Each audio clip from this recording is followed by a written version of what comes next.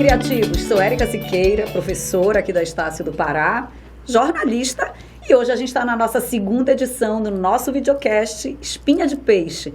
Eu, Elias, vou explicar melhor o espinha de peixe, que toda vez eu me enrolo um pouco, sabe, gente? Eu digo que a gente tem que vender o peixe no mercado, mas na verdade tem um conceito muito mais profundo quando a gente fala desse clube de criativos. Conta aí, Elias.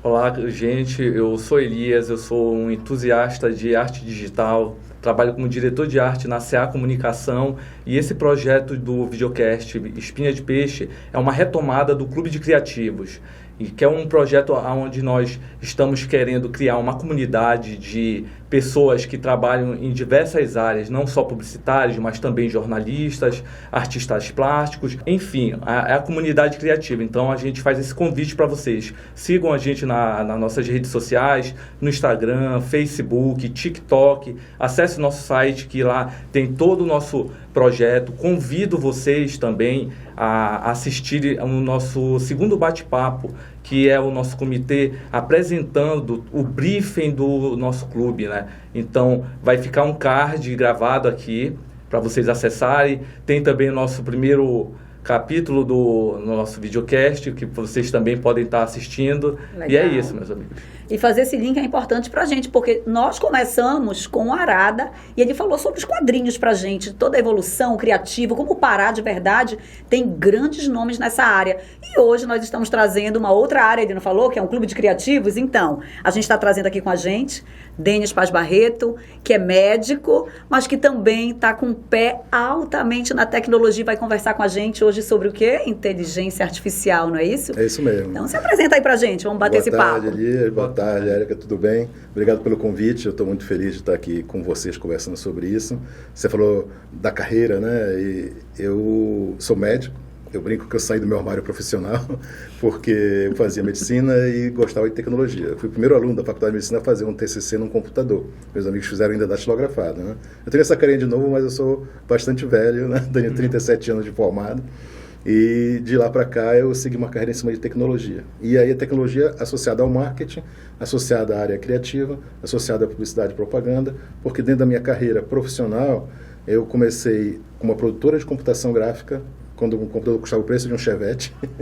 Depois eu passei para trabalhar em agência, trabalhei na CA, então eu fui um dos responsáveis pela digitalização da CA, onde eu botei a CA no mundo digital, foi a primeira agência a fazer um anúncio digital no Liberal, teve um monte de case de sucesso da CA, né? E depois de lá eu fui para o Liberal, trabalhei no Liberal 5 anos, onde montei a Libnet, provedor de internet, e foi onde eu botei o pé no mundo das telecomunicações. E de lá eu fui para a Vivo, fiquei 3 anos na Vivo e fiquei 12 anos na TIM. E saí tem 10 anos, eu vi uma empresa de consultoria, e nos últimos 1 ano e meio, mais ou menos, eu me dediquei a estudar a inteligência artificial e como é que isso vai revolucionar a nossa vida e já está revolucionando a nossa vida no dia a dia, de todas as áreas, né? Existe a gente pode aprofundar um pouquinho mais sobre isso, um exercício de futurologia da Amy Webb, que agora no South by Southwest, que foi agora em março, nos Estados Unidos, ela anuncia todo ano as tendências para os próximos 2 anos de tecnologia, né? Uhum. E ela mostrou, e foi muito claro nos estudos dela, que ela mostra que nós estamos vivendo a terceira onda de um super ciclo econômico, né? Que começou agora há 6 meses atrás. Porque a gente tem a primeira onda do ciclo econômico, né? Quando somos 100 anos. Com a Revolução Industrial. Né? E a gente, na verdade, acaba dialogando sobre como há um encurtamento de tempo pelo avanço da tecnologia. Uma coisa que eu acho muito legal, né, do Denis ser médico, tá aqui, tem toda essa relação com a tecnologia, é que quando a gente vai de verdade entender até a linha do tempo, os avanços tecnológicos, os médicos, como... ai, meu Deus, me fugiu o nome dele. Eu vou lembrar depois, tá? Tem uma memória, às vezes, que falha. Mas ele, de verdade, ele tinha uma relação muito grande com a medicina e depois ele vem e funda o primeiro clube que vira as rádios clubes do Brasil. Sim. Roquete Pinto. Pronto. Então, normalmente, os médicos, eles têm um entendimento da tecnologia tão importante, porque a gente sempre pensa, até no jornalismo científico, né? A medicina, quando avança, é importante que a tecnologia acompanhe, porque é a tecnologia, olha aí, as guerras são ruins, mas elas trazem um avanço tecnológico e elas dão esse resultado para a sociedade. Aí a gente ficou curioso, eu e o Elias. O que ele está fazendo, gente, agora com a IA? Por que ele veio para o marketing? Como é que ele teve essa relação? Inclusive, e a gente quer saber disso. Inclusive, fora a medicina, o que a gente tem em comum é que a gente gosta de... Eu também gosto de tecnologia, gosto de arte, e a primeira vez que eu vi não era ainda inteligência artificial, mas... A história já está mostrando que a inteligência artificial já está sendo trabalhada há anos. Aconteceu agora o boom, sim, entendeu? É a primeira vez que eu vi, eu estava andando num shopping, comentei isso inclusive com a Érica, e eu vi uma pessoa fazendo uma estampa num PC. Naquela época o PC não era caríssimo, entendeu? E eu desenhava, né? Quando eu vi a parte do desenho sendo digitalizado, eu falei, cara, eu tenho que descobrir qual é o curso aonde eu posso trabalhar isso, entendeu? E nada mais é o cara fazendo uma estampa no Photoshop. Sim, e exatamente. Hoje o Photoshop está cheio de ferramentas, entendeu? Aí a regenerativa... Cheio de plugins de inteligência artificial generativa, né? É muito interessante isso que você está trazendo aqui, porque na minha carreira eu tenho muita história para contar, porque eu vivi essa transformação. E a gente gosta de história, né? Essa transformação do analógico para o digital. Por exemplo, quando eu fui para a CA, dentro do estúdio, lá dentro da arte da CA, tinha uma pessoa que era especializada em fazer arte final com nanquim e com tinta guache no papel vegetal, né? Aí a gente começou a entender que o computador na arte ia revolucionar, né? Que ia dar mais velocidade ao processo criativo. E quando a gente traz hoje para a inteligência artificial, a generativa, ela está dando mais velocidade também para ajudar a gente a entender, compor e criar textos. E quando eu falo texto, eu falo de texto, de imagem estática, de imagem em movimento, que são os vídeos, e de áudio. A IA generativa, ela trata qualquer tipo de informação desse tipo como um token. Um token é nada mais do que uma equação matemática que ela dá pesos a essa informação, joga dentro de uma equação tridimensional, dentro de um espaço gráfico. Por isso que os processadores que processam IA generativa são as GPUs, são processadores gráficos, que dão muito mais velocidade nesse processamento. Então, quando você traz do mundo analógico, passa com o pé no digital, onde você substitui todas as ferramentas de pintura, scanner, caneta, né, trazendo para cá para os 10 anos os tablets, né, que você pinta em cima de uma tela. Pegando esse teu gancho aí da parte analógica, eu passei essa etapa, não cheguei a ser o arte finalista do nanquim. Qual era a minha função na época de arte finalista? Eu tinha que pegar, escanear as revistas que eram importadas, as agências importavam as revistas, eu tinha que escanear, já é a época do scanner, a gente recortava as fotos e mandava para o fotógrafo, e ele fazia a produção fotográfica. Exatamente. Na época era para as lojas de scanner, né? Eu estou na fase já do scanner, que já acelerou muito o processo para o fotógrafo. Total, entendeu? O César, quando falou do nanquim, aí vem Mad Men na nossa cabeça, né? Que é todo aquele processo da série, que eles mostram exatamente como é que eles defendiam as campanhas publicitárias antes com os desenhos, E hoje, né? o que eu percebo? Que realmente o processo está cada vez mais sendo acelerado. Eu fico imaginando como é que vai ser o processo daqui a 5 anos, como é que ele vai chegar. Essa semana mesmo eu estava fazendo uma concorrência lá para a empresa, onde o prazo era curto e eu tinha que fazer uma imagem, entendeu? Conversei com o César, falei, César, eu não vou procurar em banco de imagem, vou usar aqui a inteligência artificial e rapidamente...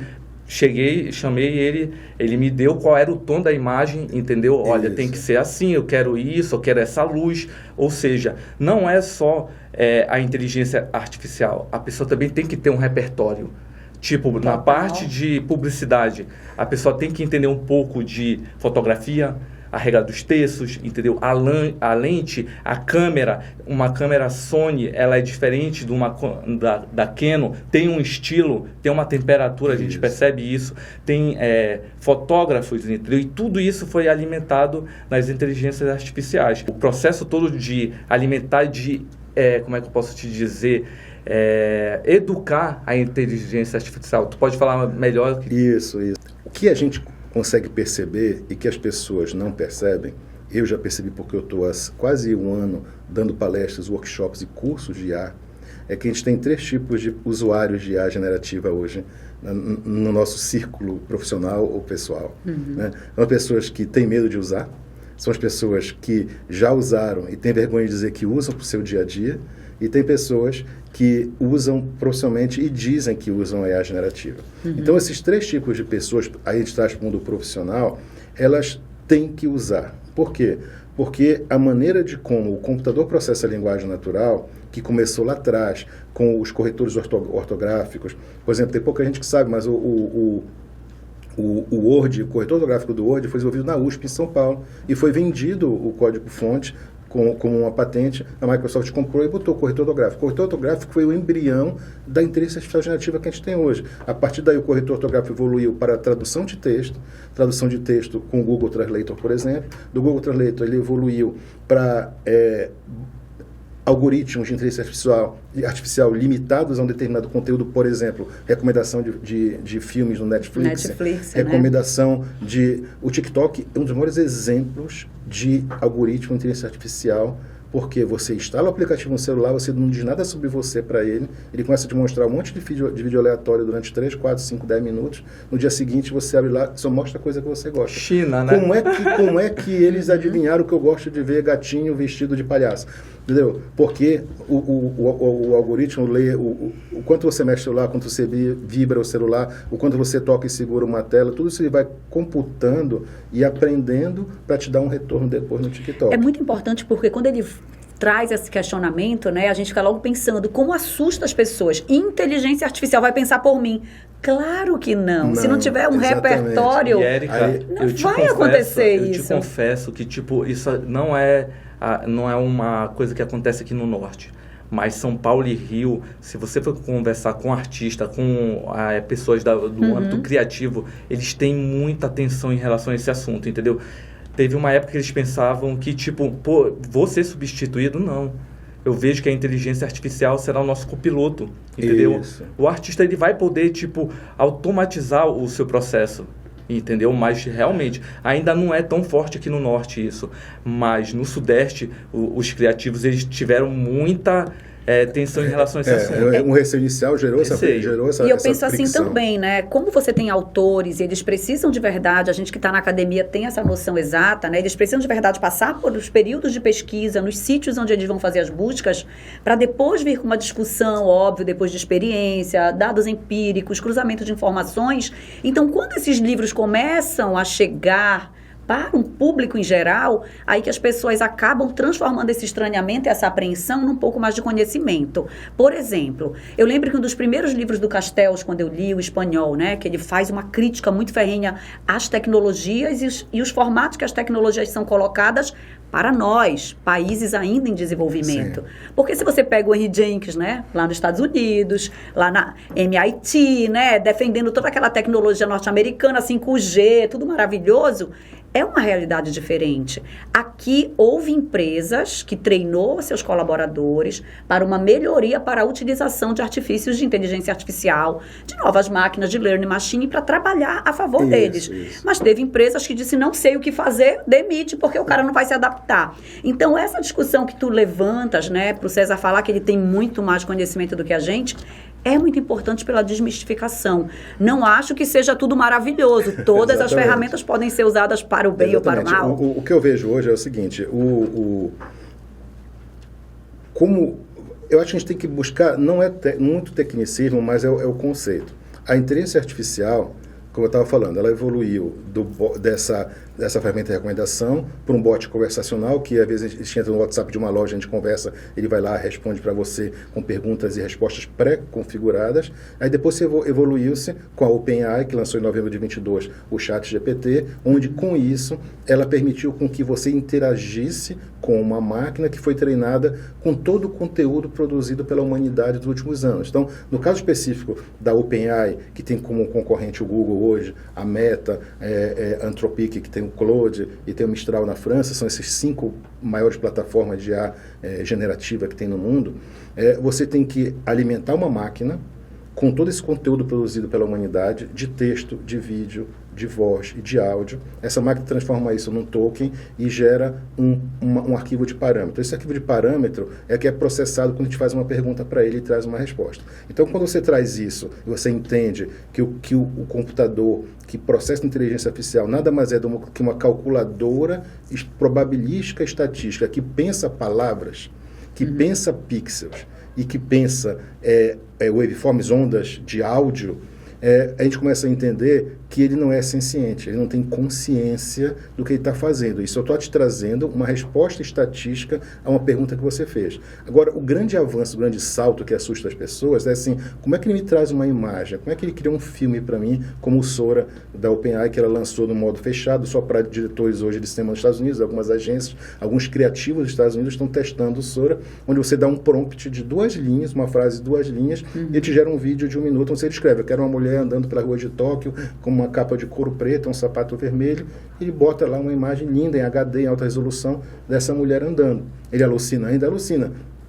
Primeira vez que eu vi esse vídeo, eu fiquei alucinado. Saiu tem uns 2 meses. Quando eu fui lá de novo, a segunda ou terceira vez, a mulher está andando, a perna esquerda dela troca pela direita, de um lado para o outro, assim, a perna troca. Ninguém percebe, que você está tão assim, impressionado com a qualidade da imagem, da beleza. Né? Então ele está alucinando ainda. Ele vai continuar alucinando. Enquanto esses refinamentos não estão acontecendo. Por exemplo, saiu a capa da Veja um mês e meio atrás, né, tipo assim, eu quero você, uma mão apontando, tipo aquele Tio Sam dos Estados Unidos, né, e a mão estava com 6 dedos. Foi proposital ou não? Foi pela velocidade que eles precisavam botar a capa da revista e não contaram que tinha mais um dedo aqui embaixo quando eles usaram a imagem do eu quero você ali?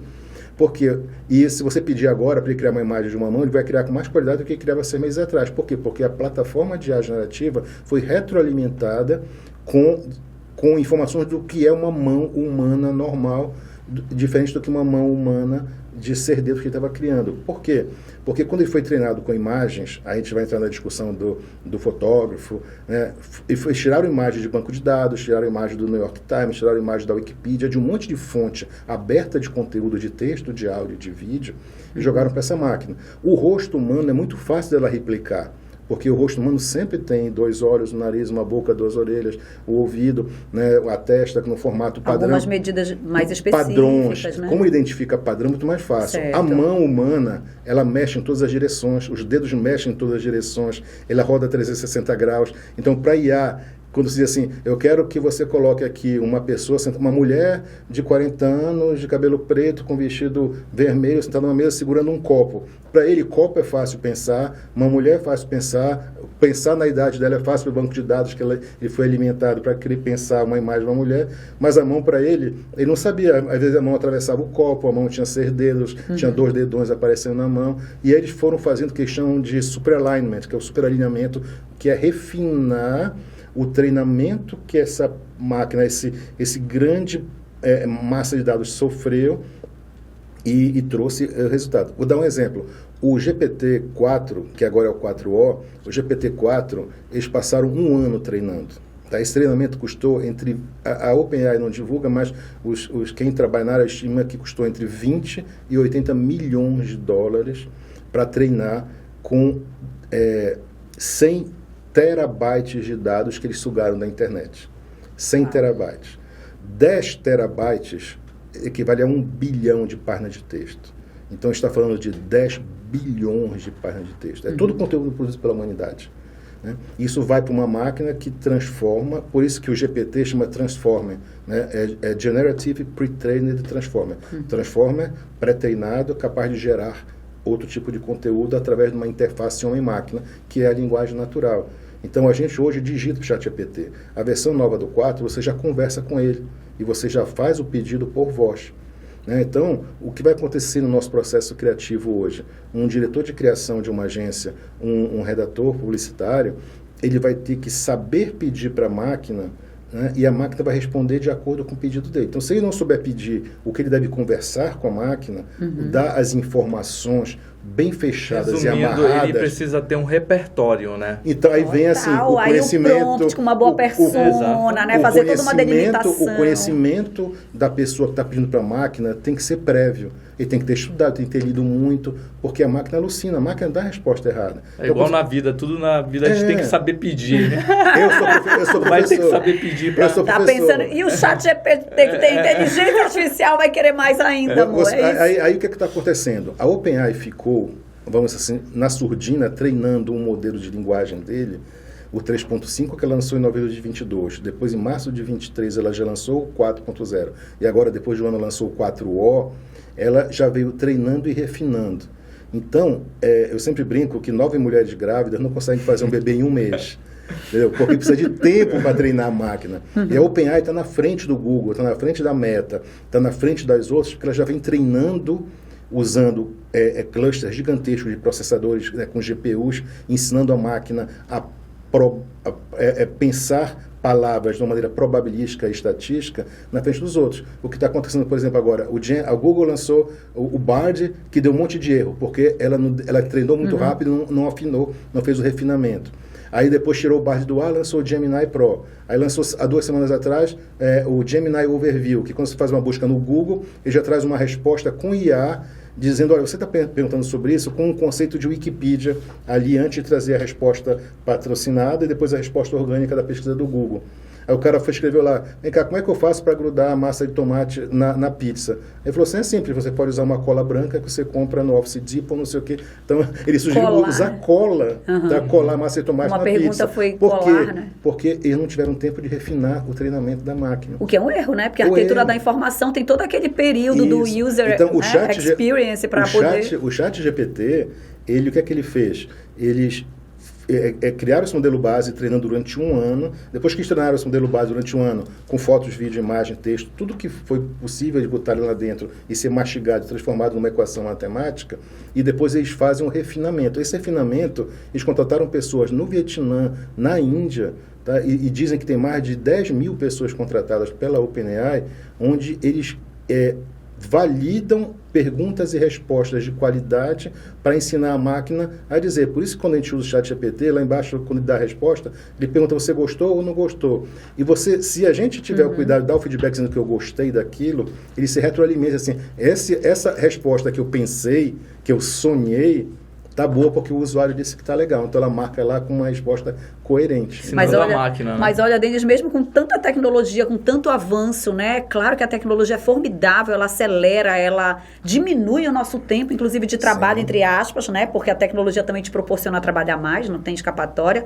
Mas ainda assim teve o caso da Kate Middleton, né, meu amor? Com aquela foto que foi uma polêmica. Ela está doente, como é que ela apareceu? É a mesma blusa da capa da revista de 1900 e bolinhas. Como é que as pessoas não...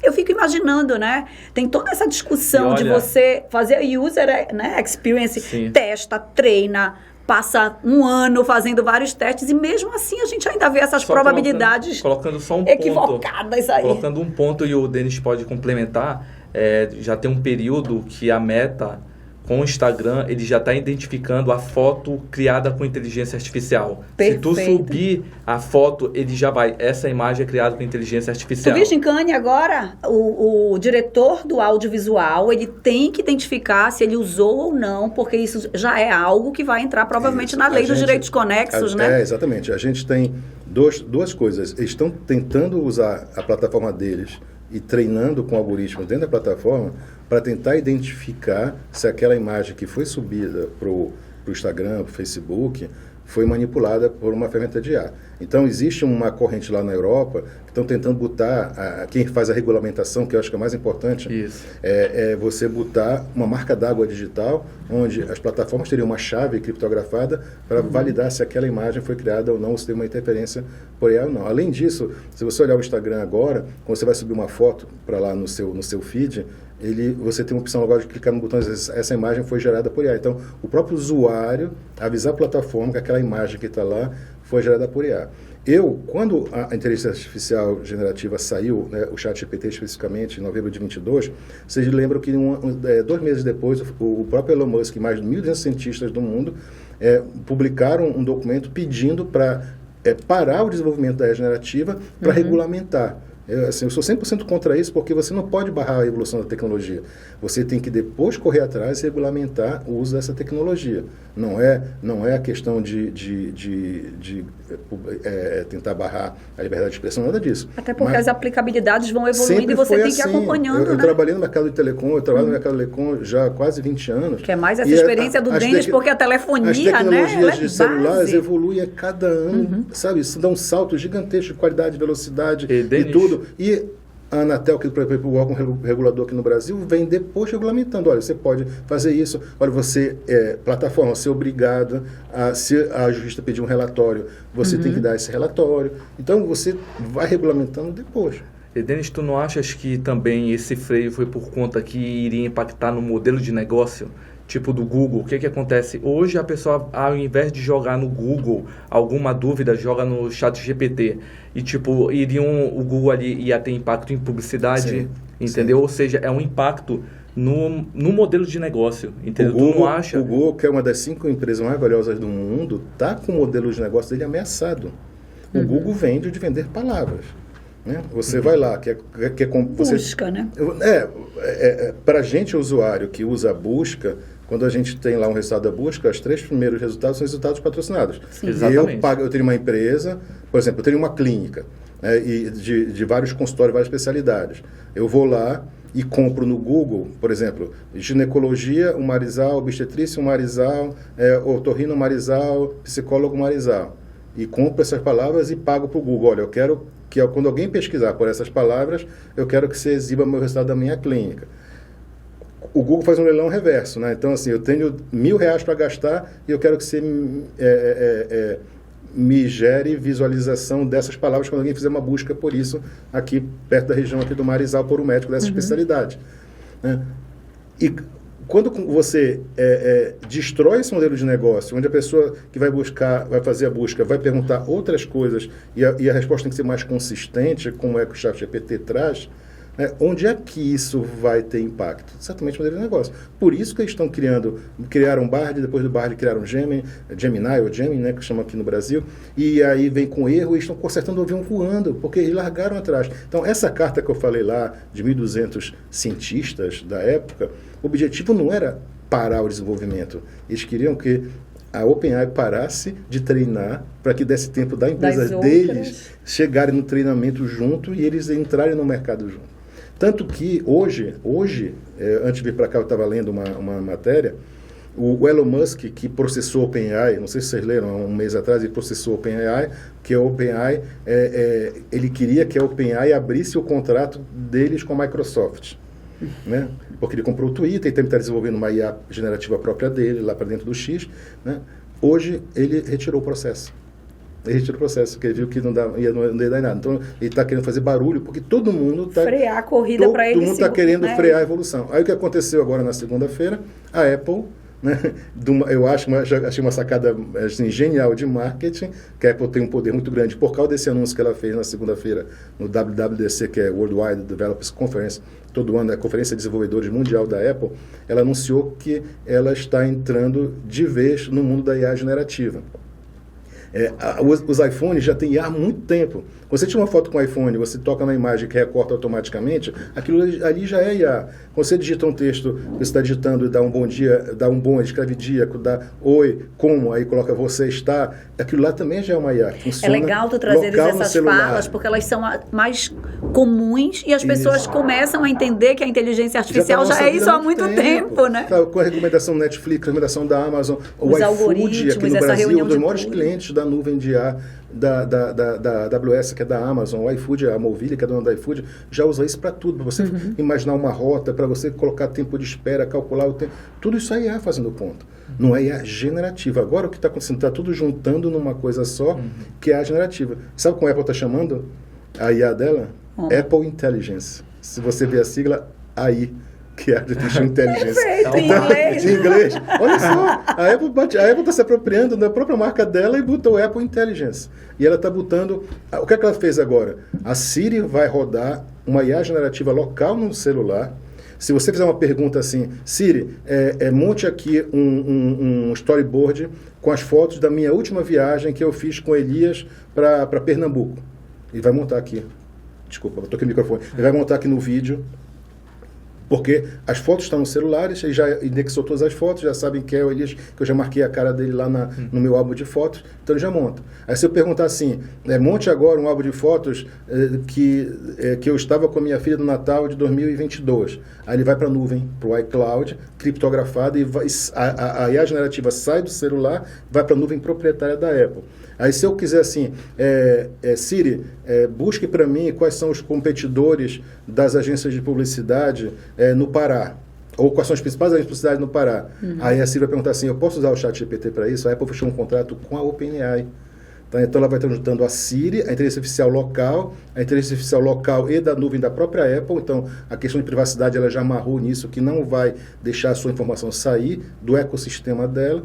E, se precisar, ela vai pedir autorização e você vai dizer assim, ok, eu deixo você ir no chat GPT buscar essa informação e traz para cá montada. Então, uma empresa já tem 1 bilhão de usuários de iPhone no mundo. Então, tudo bem que nesse momento vai funcionar só para o iPhone 15 acaba sendo e 15 Pro. Uma organização maior do que ela já faz, porque a gente todo dia quando abre o nosso telefone, para quem tem iPhone, né, isso, a gente já vê ali verdade. Foto do dia tal. Ah, que memória linda. Isso já é uma IA. Já é uma IA, porque ela está te oferecendo o tempo inteiro as tuas memórias, as tuas experiências, porque vocês quando sabem, né, gente, tem que ser iPhone, buscado pela emoção e tudo. Quando você usa um iPhone ou usa um Android para tirar uma foto com aquele modo retrato que desfoca o fundo, aquilo já é uma IA. Ele automaticamente, quando você vai estudar fotografia do iPhone, da Apple, ela tira 32 fotos quando você faz uma foto.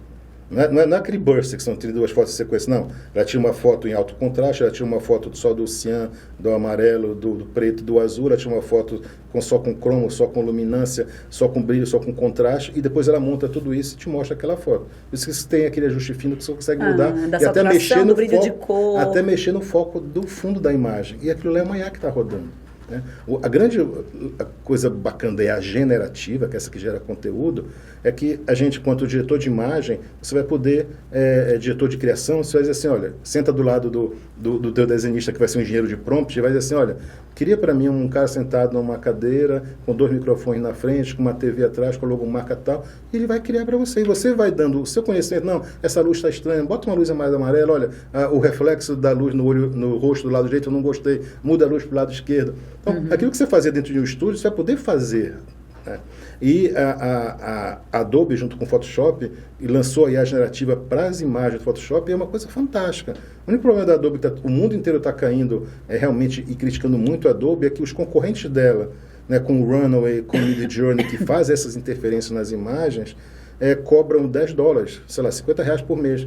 Né? E o pacote mínimo que a Adobe cobra para você usar essa ferramenta é R$160 por mês. Então é fora de uma realidade, não só no Brasil, mas também no resto do mundo, de você ter essa ferramenta. Mas, por exemplo, hoje você consegue esticar um plano. Você tem uma foto lá que você tirou a foto desse copo aqui, só que você queria que tivesse mais no formato 16:9, mais na horizontal. Você estende mais o tamanho dessa mesa aqui e deixa o copo no centro. Ele vai lá e estende isso e deixa o copo no centro. Então, as funcionalidades... Eu vi uma aplicação do Sora, mais recente agora, da OpenAI, que você sobe um vídeo que você filmou, e os diretores de imagem de Hollywood estão fazendo isso. Você escolhe um vídeo que você filmou, e você faz o quê? O carro entrou numa floresta, e o carro só durou 5 segundos essa imagem. Você, olha, estende esse carro entrando na floresta por mais 10 segundos. Ele automaticamente vai estender essa imagem desse carro entrando na floresta por mais 10 segundos. Imagina o custo que teria numa produção de você ter que voltar para a locação para fazer essa filmagem. Então, esses refinamentos que a IA vai trazer para dentro da gente em relação à imagem estática, né, fotografia, imagem, movimento, vídeo, assim, não vai ter preço. Isso vai reinventar a indústria criativa, reinventar o processo dentro de agência, reinventar os estúdios, reinventar os estúdios de fotografia. Eu, por exemplo, um dia eu tirei uma foto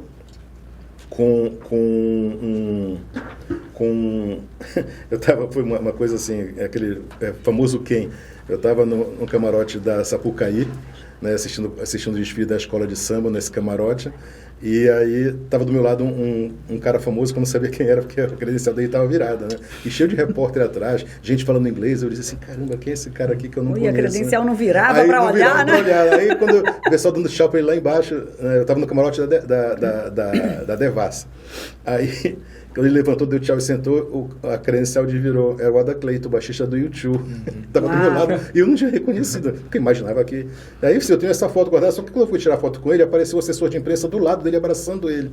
Aí eu joguei no Photoshop agora e falei assim, retira a imagem desse cara aqui do lado. Quer dizer, não precisei gastar nem 15 minutos no Photoshop recortando a imagem. Eu já pedi para ele tirar a imagem dali, entendeu? Então, isso é uma coisa fantástica. Vai acelerar muito o processo e vai sobrar tempo para a gente fazer outras coisas. Inclusive, tem memes disso, né?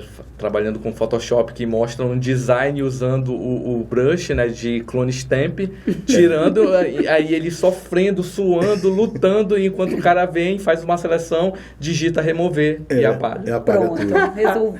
Exatamente. Então, essas funcionalidades para vídeo, para áudio e para vídeo são fantásticas. Desculpa, imagem estática e para vídeo. E para áudio, eu tenho um vídeo, depois eu posso mostrar para você aqui quando acabar, de uma plataforma com inteligência artificial dentro de um estúdio de áudio, onde o cara é um produtor que estava entrevistando o cara que desenvolveu essa ferramenta.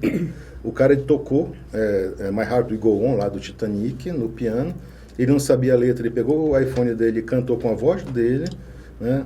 E aí jogou na plataforma e falou assim, agora me faz cantar com a voz da Celine Dion. E a IA gerou a voz dele cantando com a voz da Celine Dion. Tu fez algo semelhante no LinkedIn, não foi? Com uma repórter? Eu fiz isso, eu fiz isso testando essa plataforma, né? Uma parecida com essa, né, que é fantástica. Eu me filmei, ele pediu para eu filmar durante 30 segundos, eu me filmei falando com o celular, subi a plataforma, ele clonou a minha voz e me fez falando em inglês, me fez falando em alemão, me fez falando em francês, me falando em italiano, até com lip sync. Aí eu postei no meu LinkedIn, a Cristiane Pelágio, que eu seguia ela, aquela jornalista da Globo, que saiu da Globo News. Ela falou assim, como é que você fez isso? Você pode fazer para mim? Aí eu faço, manda um vídeo seu. Ela mandou um vídeo dela e eu fiz ela falando em inglês, uma palestra que ela estava dando.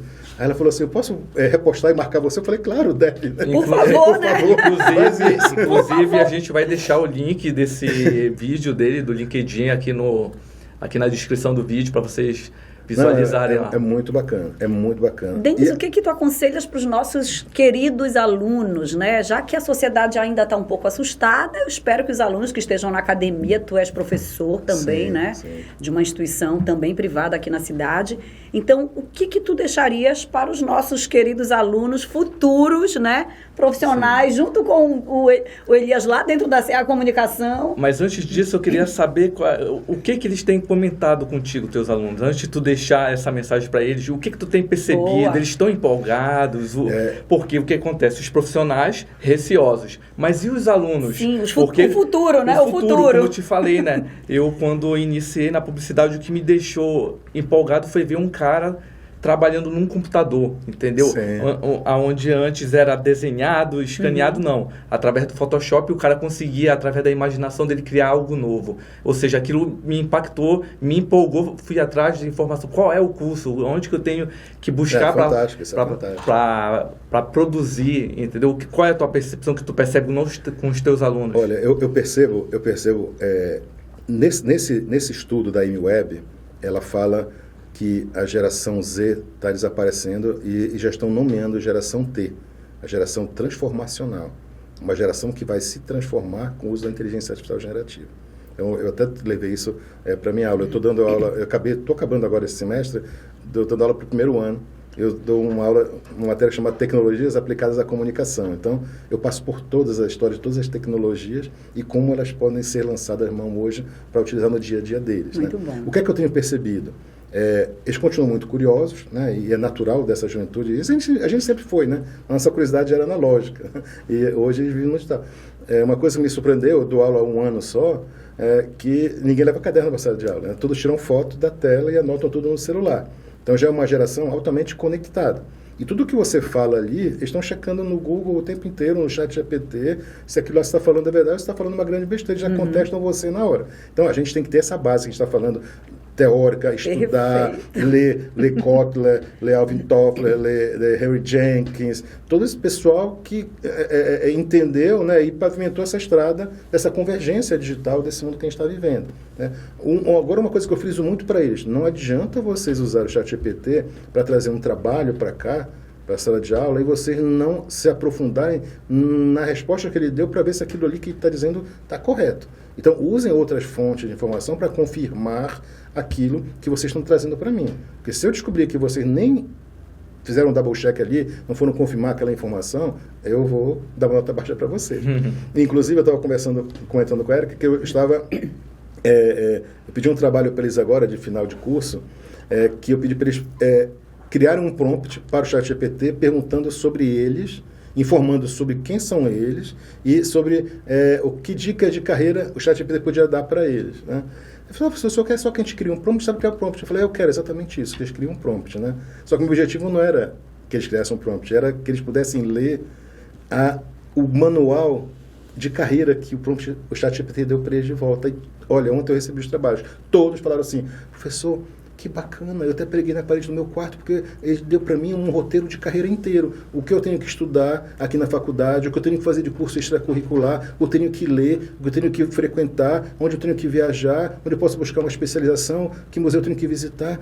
Eu não pensava que eu precisava fazer tudo isso para ser um profissional mais completo. Eu falei, cumpri o objetivo do trabalho. Eu não queria que vocês fizessem um prompt, eu queria que vocês lessem o resultado desse prompt, que é um guia de carreira para vocês. Ele montou um guia de carreira. Talvez não ouvisse o professor em sala de aula, mas a inteligência artificial, né? Ele dá mais importância.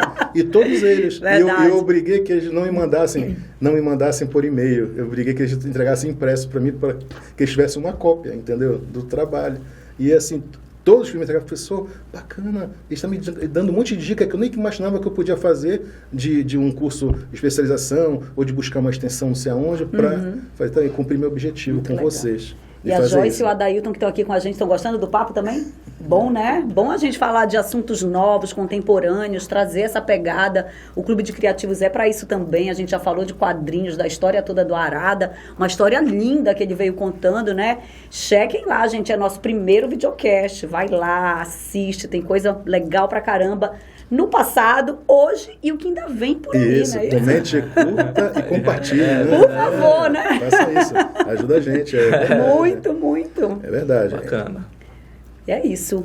Mais alguma coisa que você quer deixar pra gente? Você falou dos alunos. E agora, o que a gente deixa de verdade? A gente sabe que há usos bons e não tão bons assim, para não dizer que, né, são ruins, são crimes cometidos, inclusive, né? Que são seríssimos, Sim. né? A gente tem que balizar de verdade que as tecnologias, elas podem ser utilizadas muito para o bem, mas também muito para o mal, né? Então, qual é o conselho que tu deixa aqui, depois desse nosso bate-papo, Denis, sobre tudo que tu traz pra gente, que tem muita novidade interessante aí, a gente que é da área, né? O próprio Elias falou aqui que adora a tecnologia, mas tem muita coisa que de verdade não dá pra gente, né, abraçar tudo isso de informação no primeiro momento. Eu acho que a gente tem que usar sem medo essa tecnologia nova que está chegando, experimentar 100%, não ter medo do que vem de volta, mas você ter uma pulga sempre atrás da orelha e criticar que aquela informação, se aquela informação que está vindo, que você pediu, é correta. Faça um double check sempre. A outra coisa, não acredite em tudo que você vê na internet. Não acredite em tudo que você receba pelas redes sociais. Ah, foi meu pai que mandou, foi um amigo.